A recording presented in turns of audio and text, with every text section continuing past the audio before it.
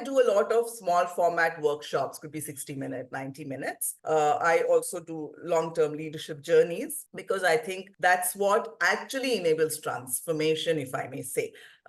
You may come and attend a 1 hour talk of mine or a workshop of mine on work-life integration. You will enjoy it for sure because Neeraja is a good speaker and she brings in a lot of stories, and there will be some actionable, tips and tools that I will provide.